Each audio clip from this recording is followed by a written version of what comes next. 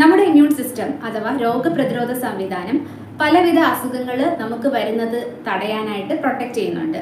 എന്നാൽ നമ്മുടെ ഇമ്മ്യൂണിറ്റി അല്ലെങ്കിൽ ഇമ്മ്യൂൺ സിസ്റ്റം വീക്ക് ആവുമ്പോൾ പലവിധ അസുഖങ്ങൾ നമ്മളെ അഫക്റ്റ് ചെയ്യും. ഇൻഫെക്ഷൻസ് എല്ലാം പെട്ടെന്ന് അഫക്റ്റ് ചെയ്യും.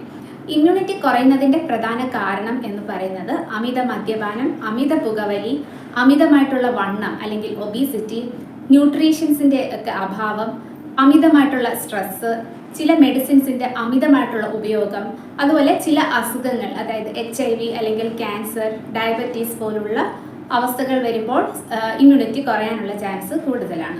അതുപോലെ തന്നെ പ്രായം കൂടുന്നതിനനുസരിച്ച് രോഗപ്രതിരോധ ശേഷിയും കുറഞ്ഞു വരാം. നമ്മുടെ ഇമ്മ്യൂണിറ്റി രോഗപ്രതിരോധ ശേഷി കുറവാണ് എന്ന് സൂചിപ്പിക്കുന്നതിൻ്റെ പ്രധാനപ്പെട്ട 9 അടയാളങ്ങൾ എന്തൊക്കെയാണെന്ന് നമുക്ക് നോക്കാം.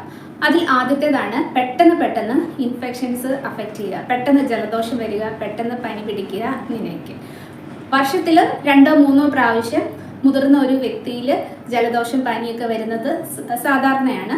പക്ഷേ ഇമ്മ്യൂണിറ്റി കുറവുള്ള ഒരു വ്യക്തിയിൽ സ്ഥിരമായിട്ട് അവർക്ക് ജലദോഷം പനി ഇങ്ങനെ വന്നുകൊണ്ടേയിരിക്കും. വന്ന പനിയോ ജലദോഷമോ ഒക്കെ മാറാൻ കാലതാമസം എടുക്കുകയും ചെയ്യും. രണ്ടാമത്തേതാണ് ദഹന പ്രശ്നങ്ങൾ പെട്ടെന്ന് വരാം. അതായത് നമ്മുടെ റൂട്ട് കോസ്, പല അസുഖങ്ങളുടെയും റൂട്ട് കോസ് ഒരു മോശമായിട്ടുള്ള ഒരു കുടലിൻ്റെ അവസ്ഥയാണ്. കുടൽ മോശമാകുമ്പോൾ പെട്ടെന്ന് ഇൻഫെക്ഷൻസ് വരാം, ഇമ്മ്യൂണിറ്റി കുറയാം. അതുപോലെ ഇമ്മ്യൂണിറ്റി കുറയുമ്പോൾ പെട്ടെന്ന് ദഹന പ്രശ്നങ്ങൾ വരാം. അതായത് സിവിയർ ആയിട്ടുള്ള ഡയറിയ ഇടയ്ക്കിടയ്ക്ക് വരാം, സിവിയർ കോൺസ്റ്റിപ്പേഷൻ ഇടയ്ക്കിടയ്ക്ക് വരാം. അതുപോലെ എപ്പോഴും ബ്ലോട്ടിങ് അനുഭവപ്പെടാം. മൂന്നാമത്തെ ഒരു അടയാളമാണ് ഇമ്മ്യൂണിറ്റി കുറവാണെങ്കിൽ മുറിവുകളൊക്കെ ഉണ്ടാവുകയാണെങ്കിൽ അത് ഉണങ്ങാൻ കാലതാമസം വരും. നാലാമത്തെ സൈനാണ് പെട്ടെന്ന് ക്ഷീണം വരിക. ഒരുപാട് ജോലി ചെയ്ത് അല്ലെങ്കിൽ ഒരു ദിവസം മുഴുവൻ വർക്ക് ചെയ്ത് ക്ഷീണം വരുന്നത് സ്വാഭാവികമാണ്. പക്ഷേ ഒരുപാട് റെസ്റ്റ് എടുത്തിട്ടും ആവശ്യത്തിൽ കൂടുതൽ റെസ്റ്റ് എടുത്തിട്ടും പിന്നെയും ക്ഷീണം വരികയും പിന്നെയും കിടക്കണം എന്ന് തോന്നുകയും ചെയ്യുകയാണെങ്കിൽ അതും ഇമ്മ്യൂണിറ്റി കുറയുന്നതിൻ്റെ ഒരു ഭാഗമാണ്. അതുപോലെ തന്നെ ഇമ്മ്യൂണിറ്റി കുറയുമ്പോൾ പെട്ടെന്ന് സ്കിൻ ഇൻഫെക്ഷൻസ് വരാം. സ്കിന്നിൽ ചൊറിച്ചിൽ, റാഷസ്, സ്കിൻ ഡ്രൈ ആവുക, സ്കിന്നിൽ റെഡ്നെസ് വരിക, ഇൻഫ്ലമേഷൻ വരിക അല്ലെങ്കിൽ വീക്കം ഉണ്ടാവുക. ഇത്തരം പ്രശ്നങ്ങളൊക്കെ രോഗപ്രതിരോധ ശേഷി കുറയുമ്പോൾ സ്കിന്നിൽ വരുന്ന ഒരു പ്രശ്നങ്ങളാണ്. മറ്റൊന്നാണ് auto immune disease. Auto immune disease വരുന്നത് ഇമ്മ്യൂണിറ്റി കുറയുമ്പോഴാണ്.